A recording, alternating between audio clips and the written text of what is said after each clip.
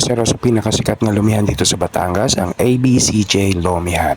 Kaya ating husgahan at ating dadayuin kung masarap nga ba talaga mga pagkain nila. Kaya halika, nag-order kami ng lomi, special chami, at saka halo-halo para sa dessert. Pero alam mo yung napansin ko, napakasarap dito yung lumpiang sariwa.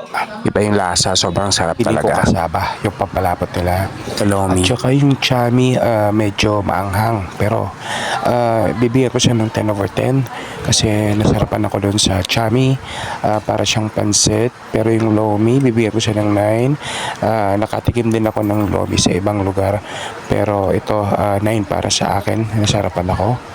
Pero ang pinakakaiba sa lahat ay hindi ko ma-rate itong halo-halo nila kasi nga walang lasa. Hindi ko alam kung kailangan bang lagyan ng asukal, hingi ka ba ng asukal sa kanila.